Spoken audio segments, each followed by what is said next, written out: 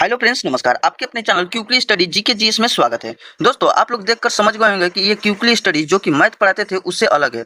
उस पर क्योंकि भाई मैथ पढ़ाते थे और जीके जीएस भी डालते थे, तो आप लोग को जीके जीएस पसंद आता था, बोलते थे कि और लाइए और लाइए। लेकिन कोई भाई को उसी में मतलब मिसमैच हो रहा था कि कभी मैथ पढ़ा रहे हैं, कभी जीके जीएस। इसलिए हम लोग सोचे कि एक अलग मतलब कि यहाँ पर चैनल खोल दिया जाए, उस पर अलग मैथ मैथ रहेगा और इस पर जीके जीएस रहेगा। और आप लोग जो भी बोलिएगा टॉपिक, चाहे जो भी कुछ बोलिएगा, तो उसी का हम लोग ट्रिक बनाएंगे। ठीक है, कैसे भी करके हम लोग को याद करना है दोस्त। ठीक है, तो आप लोग को मतलब कि बताइएगा तो हम उसको ट्रिक बनाएंगे और इसी चैनल पर पढ़ा देंगे। आप लोग कोई बुक बताइएगा तो उसको भी पढ़ा देंगे, आप लोग नोट्स बताइएगा तो उसको भी। मतलब कि समझिए कि ये आपके लिए एगो रिवीजन के लिए फिर ये चैनल खुल गया जीके जीएस का। ठीक है, तो यहाँ से आप लोग पूरा अच्छे से रिवीजन कर सकते हैं। और स्टैटिक जीके आएगा तो फिर हम ट्रिक से भी बताएंगे। स्टैटिक जीके चाहे कोई ऑनलाइनर रहेगा, वो सब ट्रिक से बताएंगे और प्रीवियस ईयर क्वेश्चन भी इस पर बताएंगे। तो आप लोग ये चैनल को सब्सक्राइब कर लीजिए दोस्त, क्योंकि आपको मालूम होगा कि हाँ कैसे पढ़ाते हैं। अगर पढ़ कर देख लीजिएगा, ये तो अभी हम रिवीजन करेंगे और आपको जब मतलब स्टैटिक जीके पढ़ाएंगे तो पूरा याद कराते चलेंगे, तो इसलिए सब्सक्राइब कर लीजिएगा। तो चलिए अब चलते हैं, हम लोग स्टार्ट करते हैं। यहाँ पर देखिए ये है भाई, यहाँ पर साइटोलॉजी है। तो साइटोलॉजी मतलब होता है कि ये साइटोलॉजी है ना, तो साइटो मतलब क्या हो जाता है भाई, कोशिका हो जाता है। ठीक है ना, कोशिका जो कि ग्रीक भाषा से लिया गया है साइटो। लॉजी मतलब होता है अध्ययन यानी कि स्टडी। तो ये मतलब क्या करे कि कोशिका का अध्ययन कर रहा है, यानी कि स्टडी ऑफ सेल, यानी कि सेल का स्टडी मतलब सेल का अध्ययन कर रहा है। तो यही हो जाता है कोशिका विज्ञान। ठीक है ना, अब हम लोग देख लेते हैं भाई परिभाषा। ये हम लोग बायोलॉजी पढ़ रहे हैं भाई। ठीक है, बायोलॉजी का पूरा रिवीजन कर रहे हैं। अब देखिए यहाँ पर है कोशिका। कोशिका मतलब कि सेल सभी सजीवों की आधारभूत संरचना एवं क्रियात्मक इकाई होती है। जो कि आधारभूत आपको कहा जाएगा कि आधार क्या है। मान लीजिए कि आपका पैसा का आधार क्या है भाई, तो आपको पैसा का आधार हो गया जैसे कि मान लीजिए कि नौकरी लगना। ठीक है ना, आप लोग पढ़िएगा अच्छा से तो जॉब लगेगा, तो जॉब लगेगा तो आप लोग को नौकरी लगेगा, तो आपको पैसा मिलेगा, तो वही आपका आधार है। तो यही मान लीजिए कि हम लोग को शरीर का आधार क्या हो गया भाई, कोशिका हो गया। एकदम छोटा छोटा जो कोशिका है, तो यही से हम लोग का मिलकर एक अंग बनता है, अंग से शरीर उरीर बन जाता है। यही मतलब कि सेल बहुत जरूरी है भाई, यानी कि कोशिका हमारे शरीर में बहुत बहुत जरूरी है। तो आप लोग को ये सब समझना चाहिए। ठीक है ना, और ये बड़ा क्रियात्मक इकाई होती है। अब देखिए कोशिका यानी कि जीव द्रव, यानी कि इसको हम लोग इंग्लिश में कहेंगे इसमें प्रोटोप्लाज्म। ठीक है ना, प्रोटोप्लाज्म से बना होती है, यानी कि कोशिका जो है जीव द्रव प्रोटोप्लाज्म से बनी होती है। जिसमें इसमें कार्बनिक यानी कि ऑर्गेनिक, ये हो गया ऑर्गेनिक, इसी में इन लगा देंगे तो इनऑर्गेनिक हो जाएगा भाई। तो देखिए यानी कि अकार्बनिक हो जाएगा। ठीक है ना, तो यानी कि देखिए कार्बनिक और अकार्बनिक यौगिक पाए जाते हैं। ये जो है जीव द्रव पूछेगा कि कोशिका जीव द्रव से बना होता है। ठीक है, जिसमें क्या पाया जाता है भाई, कार्बनिक और अकार्बनिक पाया जाता है। इंग्लिश में ऑर्गेनिक और इनऑर्गेनिक पाया जाता है। बायोलॉजी में के इंग्लिश भी ध्यान दीजिएगा भाई, क्योंकि डायरेक्ट यही पूछ लेता है। अगर आपको इंग्लिश नहीं आएगा तो फिर दिक्कत हो जाएगा। अब देखिए ये देखिए कोशिका का विभागता। ये हम लोग देखते हैं भाई विभक्ता के बारे में। सभी सजीवों की कोशिकाएं आकार जो होता है यानी कि साइज, आकृति यानी कि शेप, और यहाँ पर संख्या यानी कि नंबर। इसका मतलब कहने का मतलब है कि ये अलग अलग होता है। जो कि देखिए आकार होता है भाई, सभी कोशिका की विभक्ता है जो भाई, तो आकार अलग अलग होता है। कभी इसको ऐसा होता रहता है, आकृति भी अलग अलग होता है। जब आकार अलग हो जाएगा, मान लीजिए इसका आकार वृत्ताकार है, इसका चतुर्भुज है। ठीक है, तो इसका तो आकार भी अलग है। ठीक है, और इसका आकृति भी अलग है। ठीक है ना, शेप भी अलग है। ठीक है, और इसमें नंबर भी अलग अलग होता है। तो हम लोग समझ गए भाई यानी कि सब मिलाकर सब चीज अलग अलग होता है यानी कि कोशिका के। अब देख लेते हैं भाई कोशिका का आकार एवं आकृति उनके कार्य यानी कि फंक्शन पर निर्भर करता है। मतलब कि कार्य और आकृति उनके कार्य पर, जैसे कि जैसा आकृति होगा और जैसा कार्य होगा उसी पर उनका निर्भर करता है। ठीक है, ये हो गया। अब देख लेते हैं भाई महत्वपूर्ण, यहाँ पर देख लेते हैं महत्वपूर्ण कोशिकाएं जो कि बहुत बहुत इंपॉर्टेंट है। ये डायरेक्ट एग्जाम में पूछा जाता है। अब पूछेगा कि दुनिया का सबसे छोटी कोशिका कौन सा है। ये हो जाएगा माइकोप्लाज्मा। ये हो जाएगा आपको माइकोप्लाज्मा हो जाएगा। पूछेगा दुनिया की सबसे छोटी कोशिका, तो माइकोप्लाज्मा। इसमें हो जाएगा गल्की, यहाँ पर सेप्टिकम इसको कहेंगे, गल्की सेप्टिकम कहेंगे। ठीक है ना, तो इसको गल्की सेप्टिकम कह देंगे, इसको माइकोप्लाज्मा कह देंगे। दुनिया की सबसे छोटी कोशिका तो यहाँ तो माइकोप्लाज्मा और गल्की सेप्टिकम कहेंगे। अब देखिए ये हो जाएगा भाई दुनिया की सबसे बड़ी कोशिका। पूछेगा दुनिया की सबसे बड़ी, याद रखिएगा भाई शुतुरमुर्ग का अंडा, जो कि आप लोग को याद भी होगा। ये सब रिवीजन हम लोग करते हैं जल्दी जल्दी। और देखिए मानव शरीर की सबसे छोटी कोशिका कौन चीज होती है भाई, मानव शरीर की सबसे छोटी कोशिका ये होती है भाई मस्तिष्क है ना, मस्तिष्क का सेरिबलम का यहाँ पर ग्रेन्यूल यहाँ पर हो जाएगा सेल हो जाता है। ठीक है ना, यहाँ पर ग्रेन्यूल सेल कहा जाता है इसको। ठीक है, इसको थोड़ा ध्यान दीजिएगा, ये सब मतलब कि इंग्लिश है जो कि आप लोग को ध्यान पर रखना है। ठीक है, ग्रेन्यूल सेल कहा जाता है। अब देखिए मानव शरीर की सबसे बड़ी मतलब कि यहाँ पर बड़ी कोशिका कौन चीज होता है भाई, यहाँ पर अंडाणु होता है, जो कि यहाँ पर ओवम। ये अंडाणु किस में पाया जाता है भाई, ये स्त्री में पाया जाता है। ठीक है, अब देखिए मानव शरीर की सबसे लंबी कोशिका कौन चीज होता है, ये लंबी जब भी पूछ देगा भाई तो न्यूरॉन हो जाएगा। सबसे बड़ी बड़ी कोशिका पूछेगा तो ये अंडाणु हो जाएगा, ठीक है ना, ओवम, ठीक है। और सबसे छोटी कोशिका पूछ देगा तो ये हो जाएगा आपका सेरिब्लम में हो जाएगा, मास्टिक के सेरिब्लम में यहाँ पर ग्रेन्यूले सेल हो जाएगा, ठीक है। तो इस तरीके से आप लोग धीरे धीरे याद कीजिएगा, याद होगा एक बार, दो बार, तीन बार, ऐसे ऐसे कीजिएगा तब जाकर याद होगा भाई। सोचिएगा कि एक बार में याद कर ले तो नहीं होगा, और हम आपको ट्रिक से भी बताएंगे, लेकिन अभी इसको रिविजन कर लिया जाए जल्दी जल्दी, तब धीरे धीरे ट्रिक से चला जाएगा। देखिए 4 नंबर देखते हैं, आकार बदलने वाली कोशिका जो कि आकार बदल देती है भाई। तो ये हो जाएगा आपका एगो अमीबा और एगो हो जाएगा मानव शरीर का यहाँ पर डब्ल्यूबीसी, याद रखना है भाई, डब्ल्यूबीसी। डब्ल्यूबीसी मतलब होता है व्हाइट ब्लड यहाँ पर सेल होता है, ठीक है ना, व्हाइट ब्लड सेल होता है, यानी कि इसको हिंदी में बोल देते हैं श्वेत रक्त कणिका, ठीक है ना। तो ये होता है, और ये अमीबा, अमीबा भाई कैसा होता है जिसका आकार निश्चित नहीं होता है, जैसे कि ये अमीबा हो गया, यहाँ से उठाइए और इसको मिला दीजिए, ये भी अमीबा हो गया। हम आंख बंद करके भी यहाँ पर आके मिला देंगे तो ये अमीबा हो जाएगा। आखिर अमीबा अपना खाना कैसे भाई ग्रहण करता है, जैसे कि समझिए यहाँ पर क्या है कि यहाँ पर इसका खाना है और यहाँ पर ये अमीबा है, तो ये खाना देखेगा तो इसको मतलब चारों ओर से घेरने की कोशिश करेगा, ठीक है ना। यहाँ पर इसको ले लेगा अमीबा को यहाँ पर खाना, ठीक है। और फिर दोबारा आएगा तो मतलब दोबारा का उसी को धीरे धीरे इसको अंदर यहाँ पर खाना को ले लेगा और इसमें पाचन कर लेगा, यानी कि पचा लेगा, तो ये हो जाता है। तो हम लोग आज के बाद जाने कि यानी आकार कौन किसका निश्चित नहीं होता है, आकार बदलते रहता है। अमीबा एगो है और यहाँ पर मानव का यहाँ पर डब्ल्यूबीसी और जिसका आकार निश्चित नहीं होता है, और ये लगातार बदलता रहता है आकार अपना। अब देख लेते हैं 5 नंबर भाई, यहाँ पर कोशिकाओं की संख्या के आधार पर जीवों का प्रकार।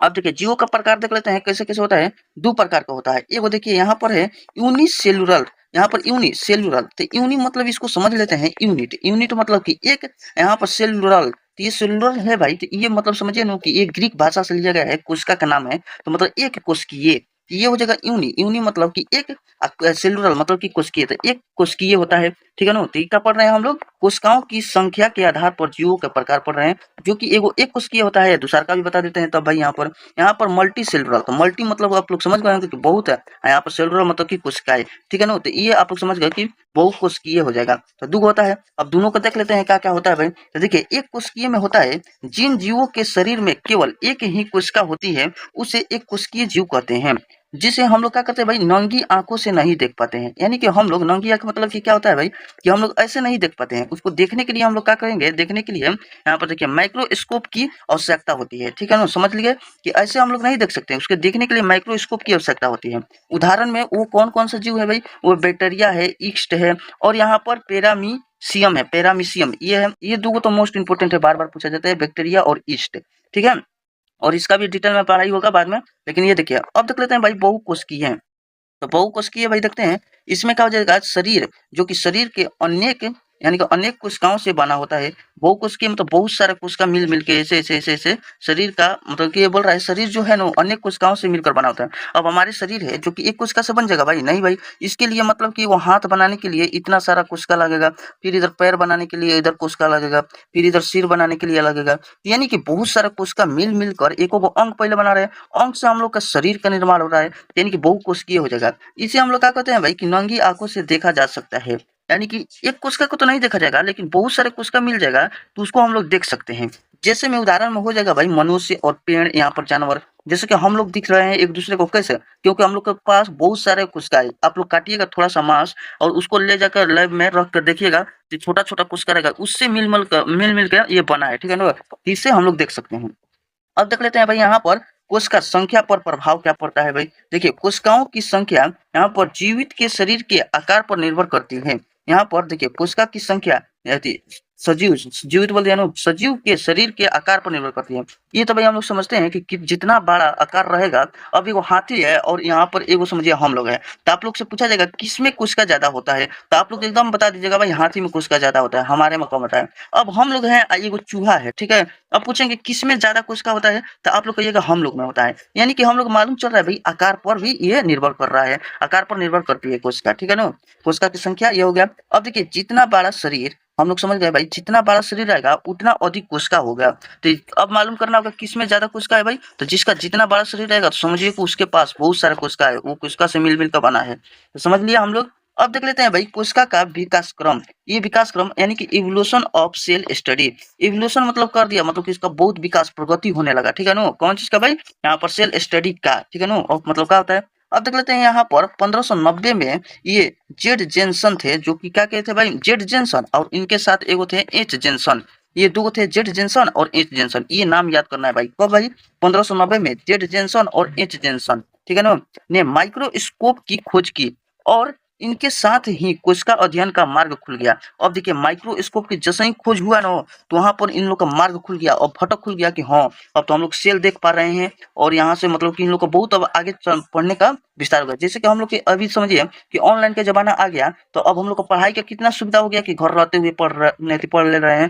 तो वही बात है, इनके लिए माइक्रोस्कोप जैसे ही खोजा गया, तो इनके लिए अध्ययन के लिए मार्ग खुल गया कोशिका का अध्ययन करने के लिए, क्योंकि अब ये देख पाते थे। थोड़ा सा गला में अभी दिक्कत है भाई, इसलिए थोड़ा सा एथी हो रहा है, आजकल सर्दी के दिन है। तो अब देखिए यहाँ पर देखिए मौसम वाले खराब हो रहा है, इसलिए बोले। अब देखिए यहाँ पर क्या हो रहा है भाई कि रॉबर्ट हुक है, ये तो याद हो गया ना भाई कि 1590 में जॉर्ज जेनसन और यहाँ पर एच जेनसन ने माइक्रोस्कोप की खोज की, जिससे मार्ग खुल गया। अब देखिए रॉबर्ट हुक जो थे, यानी कि 1665 में ये क्या किया भाई, रॉबर्ट हुक ने अपने द्वारा बनाए गए माइक्रोस्कोप से कोशिका सेल की खोज की। अब ये भी मतलब कि एगो रॉबर्ट हुक नाम के व्यक्ति थे, और ये क्या के 1665 में अपने द्वारा माइक्रोस्कोप एगो बनाए थे, और उनसे ही कोशिका सेल की खोज कर दी। वो भी कोशिका सेल की खोज जब की है, तो ये देखिए कोशिका सेल का मतलब कोशिका का नामकरण कौन दिए थे, ये पूछेगा क्वेश्चन में, वो रॉबर्ट हुक ने दिए थे। यानी कि कोशिका का नामकरण भी रॉबर्ट हुक ने किए। यानी कि पूछेगा भाई कि कोशिका का नामकरण कौन किया था, तो रॉबर्ट हुक ने किए थे, ये हो जाएगा। अब देखिए सेल यानी कि लैटिन शब्द सेलुला से बना है, ठीक है ना, जिसका अर्थ होता है छोटा कैमरा। छोटा छोटा कैमरा था, ये देखा कि इतना छोटा छोटा, ये माइक्रोस्कोप से देखे तो एकदम इति इति इति इति एकदम पूरा कैमरा जैसा दिखाई दे रहा था भाई, ये वाला ऐसे ऐसे सेल दिखाई दे रहा था। ये देखा कि भाई ये छोटा छोटा कैमरा जैसा दिखाई दे रहा है, कैमरा मतलब कि घर जैसा, तो ये मतलब छोटा छोटा दिखाई दे रहा है। तो उस समय लैटिन शब्द में ये सब अपना नाम धर दिया, इसको सेलुला मतलब कि सेल, ठीक है ना, इसको सेल कहते हैं। यही मतलब कि इसके नाम पर पड़ गया। अब देखिए रॉबर्ट हुक ने कोशिका की खोज कैसे किया और कहाँ किए थे, ये मतलब कि देखिए रॉबर्ट हुक ने कोशिका की खोज एगो कर्क था, कर्क किसको कहा जाता है भाई, पेड़ की छाल के टुकड़े में किए थे, ठीक है ना। तो वो पेड़ के छाल के टुकड़ा लाए और उसको टुकड़ा कर रख कर देखे, तो उसमें छोटा छोटा पूरा एकदम ऐसे संरचना दिखाई दे रहा था कमरा जैसा, तो उसी में ये किए थे। लेकिन वो पेड़ का छाल कैसा था भाई, पूछेगा तो ये मृत कोशिका यानी कि डेड सेल था। तो पूछेगा तो कौन चीज में किए थे, तो डेड सेल में किए थे। कौन किए थे, तो रॉबर्ट हुक ने किए थे। वो कौन चीज से किए थे, कर्क यानी कि पेड़ की छाल से किए थे। अच्छा यदि पूछेगा सेल किसका मतलब कि, यदि सेल कैसा शब्द है, तो लैटिन शब्द है, ये भी पूछेगा, जिसमें इसको क्या कहा जाता है भाई, छोटा कैमरा मतलब कि कैमरा, ठीक है ना। तो इस तरीके से हो जाएगा। अब हम लोग देख लेंगे डेड सेल तक तो हो गया है। फिर जब मतलब कि यहाँ पर 1683 में यहाँ पर एगो आय विज्ञानी लुईन हक आए, ठीक है ना, लुईन हक ने पहली बार जीवित कोशिका की खोज की, यानी कि लिविंग सेल, यानी कि ये जीवित कोशिका में कर दिए। कौन के भाई, लुईन हक। इसको याद कर सकते हैं, हक मतलब कि वो देखे जीवित है भाई सब कोशिका, तो एकदम हक्का बक्का रह गए, एकदम सोचने लगे कि अरे भाई ये तो जीवित है, ठीक है ना। तो अभी हम लोग बाद में ट्रिक वाला सब चीज पढ़ेंगे, बहुत मतलब कि इस पर अच्छा से पढ़ाई होगा, उस पर थोड़ा दिक्कत हो रहा था। अब देखिए पहले से अधिक उन्नत यानी कि माइक्रोस्कोप का उपयोग किया गया, और मतलब कि ये मतलब किए, ठीक है ना। देखिए पहले से अधिक उन्नत माइक्रोस्कोप की उपयोग किए। जब ये सब मतलब को हुआ, जो जीवित कोशिका मिल गया, तो पहले से अब नया नया तकनीक बढ़ते गया। कैसे पहले था 3G चल रहा था, 4G चल रहा था, 5G आ गया है, ठीक है, कुछ समय में 6G आएगा। इसी प्रकार उन्नत किस्म का माइक्रोस्कोप बनने लगा और उससे उपयोग किया गया। अब देखिए जीवाणु यानी कि ये जीवाणु जो होता है यानी कि बैक्टीरिया और प्रोटोजोआ, ठीक है ना, और RBC लाल रक्त कण को देखा गया। और उन्नत माइक्रोस्कोप की मदद से हम लोग देखने लगे, उसमें जीवाणु को देखने लगे, प्रोटोजोआ के, और RBC यानी कि लाल रक्त कण यानी कि कणिकाएं चाहे कण को देखा गया। यानी कि ये सब मतलब कि अब देखने में सुविधा होने लगा भाई, और वैज्ञानिक को इंटरेस्ट बढ़ने लगा कि आगे क्या होगा। अब तो मतलब कि ये सब समझने लगे। अब देखिए 1831 में अब रॉबर्ट ब्राउन, यहाँ पर रॉबर्ट एगो ब्राउन व्यक्ति थे, ब्राउन व्यक्ति ने कोशिका के मध्य एक गोल संरचना देखी, जिसे उन्होंने केंद्रक यानी कि न्यूक्लियस के नाम दिया। मतलब वो देखे अब तो सेल मिल गया था, बहुत अच्छा सेल।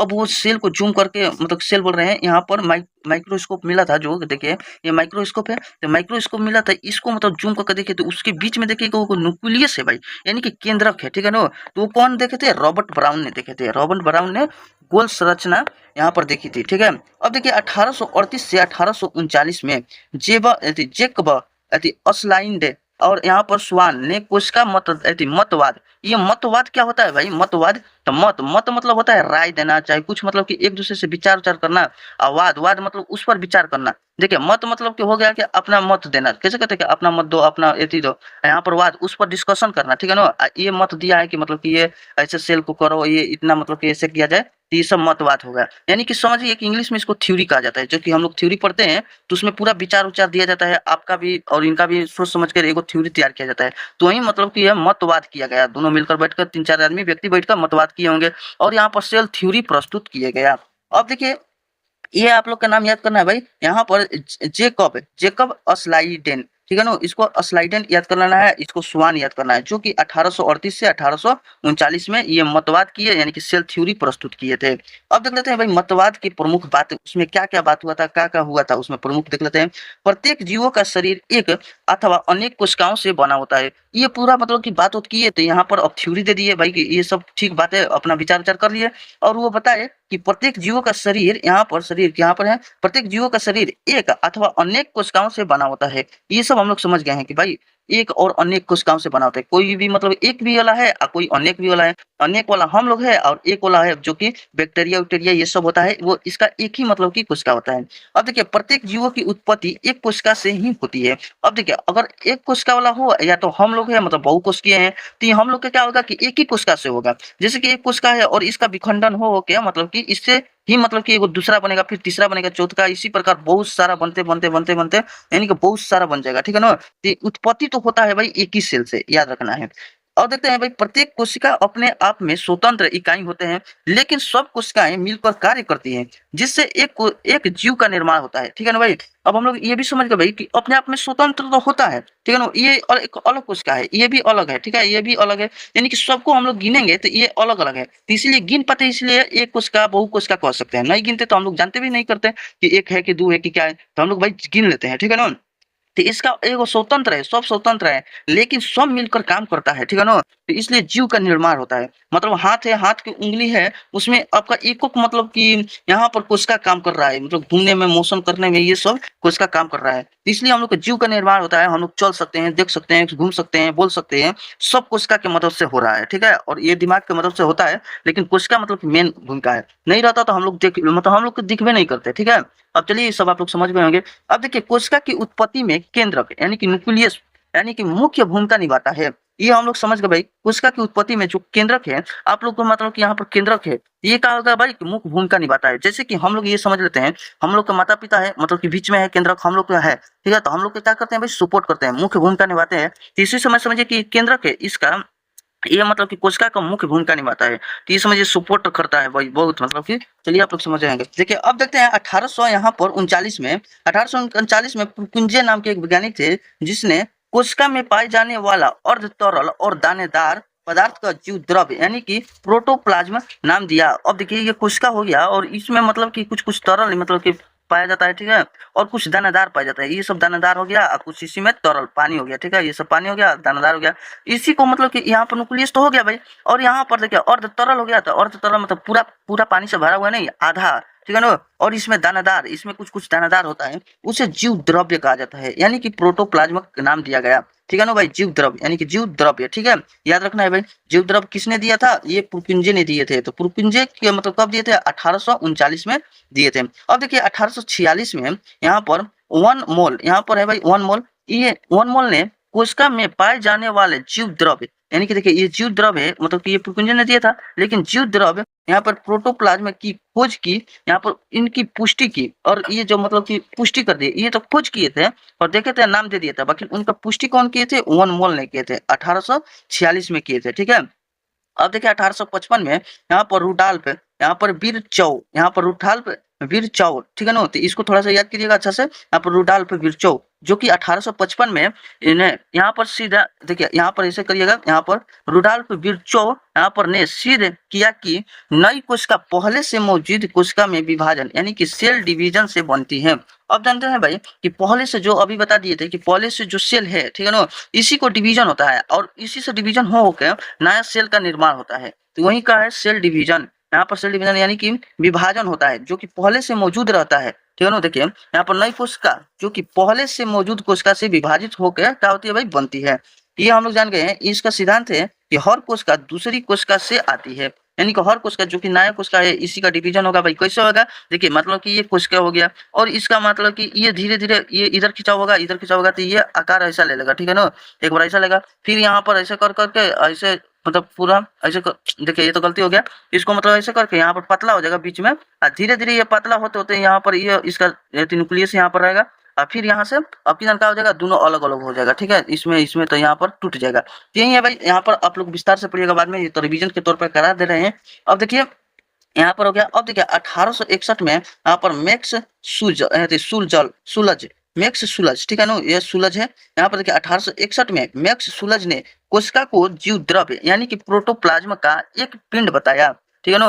यहाँ पर पिंड बताया कौन चीज का भाई, प्रोटोप्लाज्म यानी कि जीव द्रव्य को यहाँ पर मैक्स सुलज ने 1861 में पिंड बताया, ठीक है ना। ये हो जाएगा उसका यह मत यानी कि प्रोटोप्लाज्म सिद्धांत जो कि प्रोटोप्लाज्म थ्योरी कहलाया, ठीक है ना। ये जो मतलब बता दी है कि पिंड बता दी है कि उसी को प्रोटोप्लाज्म सिद्धांत कहा गया, ठीक है। अब देखते हैं 1931 में क्या हुआ, एम नाल तथा यहाँ पर ई यहाँ पर रस का, यहाँ पर एम नाल और ई रस का, ई सब भाई नाम ऐसा ऐसा है ना कि थोड़ा मतलब कि पहला बार तो आपको पढ़िएगा तो थोड़ा दिक्कत होगा, और 2 बार 3 बार पढ़िएगा तो आपके दिमाग में सेट हो जाएगा। अब ये सब मतलब कि ध्यान पर देखिएगा, ठीक है ना। अब 1931 में एम नाल और यहाँ पर ई रस्का ने यहाँ पर इलेक्ट्रॉन माइक्रोस्कोप का आविष्कार किया। देखिए इलेक्ट्रॉन यहाँ पर माइक्रोस्कोप का आविष्कार कर दिए। ये देखिए पूछेगा भाई कि इलेक्ट्रॉन माइक्रोस्कोप का आविष्कार किसने किया था, ई रस्का। देखिए ऐसे कुछ मतलब ट्रिक बता दीजिएगा, लेकिन अभी ट्रिक नहीं बताएंगे क्योंकि इसमें कंफ्यूज होगा ज्यादा। और यहाँ पर देखिए एम नाल जो कि टाइम भी ज्यादा लगेगा, तो इसे रस का इसे याद कीजिएगा, रस से छोड़िए नहीं बताएंगे अभी, बाद में ये सब न्यू वीडियो में बताएंगे, ठीक है। ये सब हम लोग याद करेंगे। तो अब देखिए ये तो रिवीजन करेंगे पूरा, मतलब कि बायोलॉजी का रिवीजन कर लेंगे, इसी प्रकार फिजिक्स का कर लेंगे, हिस्ट्री का, और यहाँ पर मतलब कि सब जो नया नया बुक आया है जैसे कि जीएस सुधा है तो हम लोग उसको भी पढ़ लेंगे, ठीक है। और यहाँ पर लूसेंट न्यू रहेगा तो उसको भी पढ़ लेंगे। और यहाँ पर जो मतलब कि कोई भी मान लीजिए बैच चल रहा है, जैसे नायक सीरीज चल रहा है, परमानेश्वर का चल रहा है, तो वो सब रिवीजन करना होगा तो इस चैनल पर हम लोग कर लेंगे। तो इसलिए आप लोग क्या कीजिएगा कि चैनल को सब्सक्राइब करके रखिएगा। और तब क्या हो गया भाई, ये सब हुआ तो इसके बाद क्या होगा कि कोशिका के क्षेत्र में अत्यधिक गति से अनुसंधान यानी कि रिसर्च होने लगा, ठीक है ना, रिसर्च होने लगा, ठीक है। ये तो समझ गए हम लोग, रिसर्च मतलब बहुत अधिक से होने लगा, क्योंकि यहाँ पर क्या हो गया भाई, इलेक्ट्रॉनिक यहाँ पर आ गया जो माइक्रोस्कोप इलेक्ट्रॉनिक, और पहले से भी कितना अच्छा अच्छा माइक्रोस्कोप था, यहाँ पर इलेक्ट्रॉनिक भी आ गया, और बहुत मतलब कि विस्तार से एकदम अच्छा से, यानी कि ये कौन चीज के कोशिका के क्षेत्र में होने लगा, ठीक है भाई। तो इस तरीके से हम लोग पढ़ते रहेंगे, रिवीजन करते रहेंगे। तो आप लोग का वीडियो अच्छा लगा तो लाइक कमेंट शेयर सब्सक्राइब कुछ भी कर लीजिएगा, एगो तो जरूर भाई कर लीजिएगा, जो भी अच्छा लगे आप लोग को कर लीजिएगा, ठीक है। सब्सक्राइब कीजिएगा तो आपके पास वीडियो जाएगा, और मैं तो ट्रिक से बताऊंगा बाद में, पूरा अच्छा लगेगा देखिएगा, नहीं लगेगा तो बाद में आप लोग ऐसी कर सकते हैं, मतलब कौन से अनसब्सक्राइब भी कर सकते हैं। अब देखिए ये सब छोड़िए, पहले तो हम लोग पढ़ेंगे तो अपने आप लोग देखिएगा। अब देखिए हम लोग नेक्स्ट वीडियो में क्या पढ़ेंगे भाई, कोशिका की संरचना पढ़ेंगे, ठीक है ना। और यहाँ पर कोशिका के संरचना को भी देख लेंगे, फिर हम लोग ऐसे ही पढ़ते पढ़ते और यहाँ पर रिवीजन करते रहेंगे, फिर कोशिका झिल्ली पढ़ेंगे, इस तरीके से पढ़ते रहेंगे भाई। तो इसलिए आप लोग चैनल को सब्सक्राइब कर लीजिएगा। वीडियो देखने के लिए थैंक्स फॉर वॉचिंग वीडियो।